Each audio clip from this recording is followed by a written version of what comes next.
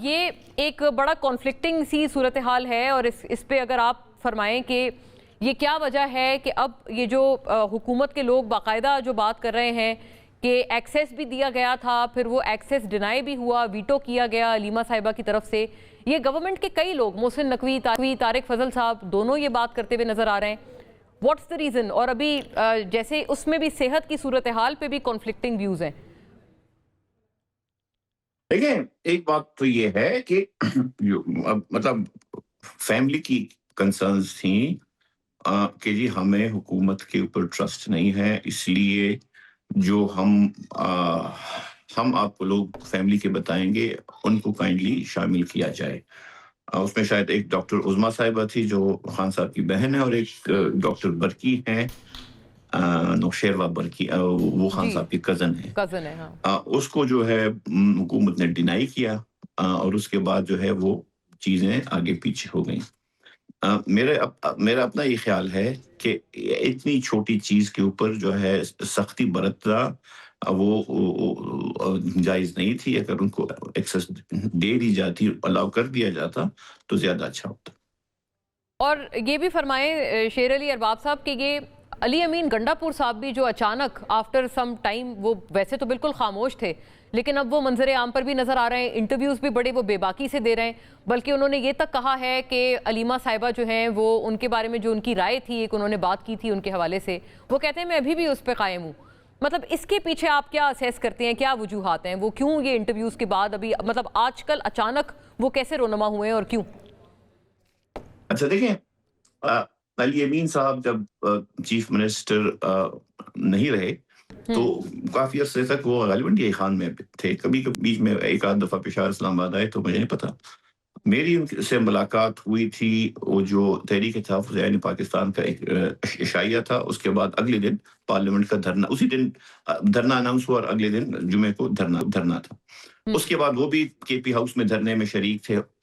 Technically ان کو بھی آنا تھا پارلیمنٹ اپنے ایم پی ایس، باقی ایم پی ایس کے ساتھ، سی ایم کے ساتھ، باقی ایم این ایس کے ساتھ. وہ تو آپ سب کو پتا ہے کہ اسلام آباد پولیس ڈی آئی جی اسلام آباد، ڈی آئی جی اسلام آباد، اور ان کے کہنے پہ جو ہے ہماری جو وہ تھے، ہم پارلیمنٹ میں بند ہو گئے تھے، کچھ کے پی ہاؤس میں بند ہو گئے تھے، کچھ فیڈرل لاجز میں بند ہو گئے تھے. سو اس کے بعد اوبیسلی ان کو پھر اپروچ کیا گیا ڈفرنٹ اینکرز نے، جو انہوں نے باتیں کی ہیں.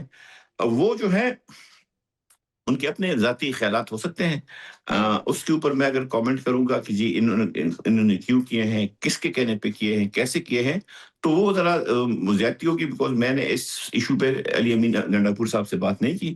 ان کو اتنا ہے کہ ان کو ایسے ٹائم پہ ذرا ان چیزوں سے پرہیز کرنا چاہیے تھا تو زیادہ اچھا ہوتا. یعنی اس ٹائم پہ ان کو پرہیز، وہ بہرحال وہ اپنی طرف سے بار بار یہ کہہ رہے ہیں کہ میری جو اسٹریٹجی تھی وہ ٹھیک تھی، اور بہت ساری چیزیں اس وقت وہ 24 نومبر کی بات کرتے ہیں کہ خان صاحب کی من منشا کے حساب سے ہو رہی تھی، پھر ان کو پتہ نہیں مطلب ڈی ریل کر دیا گیا اس وقت کے مذاکرات کو. بار بار وہ یہ بات کر رہے ہیں.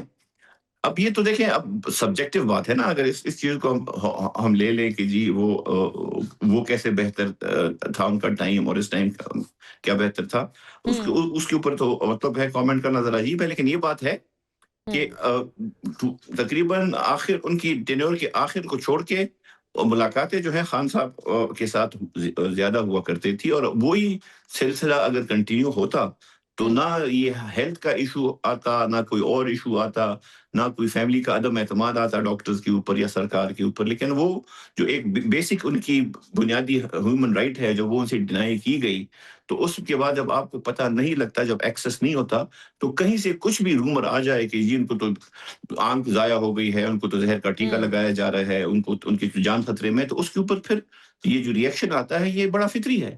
اگر ریگولر میٹنگز وغیرہ جو ان کا حق بھی ہے، کوئی کسی سے کوئی فیور نہیں چاہتے، نہ کوئی ہم کسی سے چاہتے ہیں، اور اس میں عدالتوں کے احکامات بھی موجود ہیں. اگر وہ چیزیں ڈینائی ہوتی ہیں تو یہ چیزیں تو ہوں گی. کل کو کوئی اور اس طرح کی بات آ گئی ان کی صحت کے حوالے سے، ان کی بیگم کے صحت کے حوالے سے کوئی اور اس طرح کی ایشو آ گیا، تو آپ اس سے زیادہ ریئیکشن دیکھیں گے. بیکاز عمران خان جو ہے وہ ہمارے لیڈر ہے، اور عمران خان اس پی ٹی آئی، یعنی بلیک آؤٹ کرنے سے جو ہے ہاں That was the reason कि ब्लैक आउट कर दिया गया था और लाइल्मी थी ना आप सबको। देखें, यह एग्जैक्ट देखिए, अब यही है ना, कल को चले हम सब एमएनएज हैं या हम जो लीडरशिप, अब जो हमारी पीटीआई की लीडरशिप वो बड़ा भी मफाहमत का करे कि जी नहीं मुज़ाकरात करते हैं मोहसिन नकवी साहब से, राना सनाउल्लाह साहब से, XYZ से, हमारा वर्कर निकलेगा जिस तरह अभी भी निकला। हमने किसी को नहीं कहा था कि जाती सवाबी बंद कर दें या हजारा मोटरवे बंद कर दें या खैराबाद बंद कर दें। सो ये चीजें अनरेस्ट की तरफ जाती हैं और बड़ा सिंपल है, कोई सिंपल अलाउ जो उनकी फैमिली है, और उससे भी उसके साथ साथ जो एक चीज बड़ी मिसिंग है, allow political people to meet Khan साहब। पॉलिटिकल पीपल जाएंगे, पॉलिटिकल चीजें होंगी तो पॉलिटिकल ब्रेक थ्रू भी होगी ना।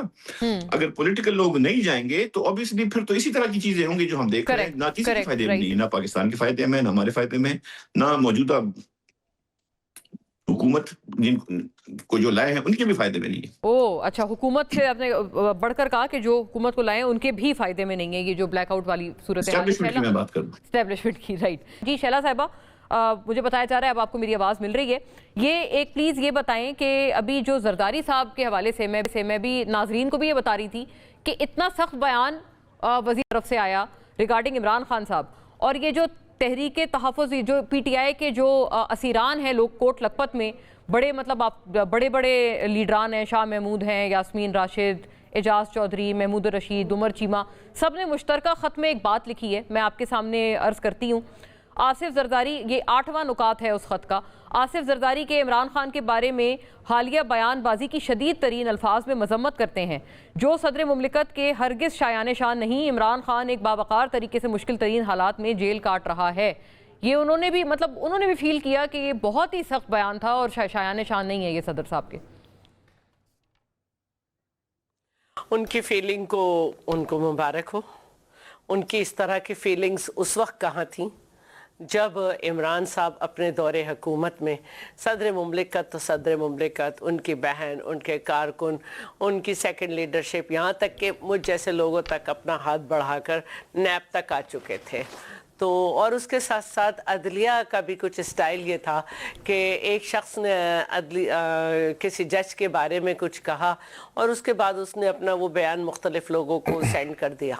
तो जिसको उसको पकड़ा गया, फिर जिसको उसने सेंड किया था उन सबको बुलाया गया। उसमें एक मैं भी थी कि आपके पास जो मैसेज आया था आपने उसको पढ़ के कितने लोगों को वायरल किया गया। तो ये लोग उस वक्त कहाँ थे उस वक्त ये लोग जब नैब सिंध में मुकदमे चलने नहीं दिए जा रहे थे कि सिंध में पीपल्स पार्टी की गवर्नमेंट है।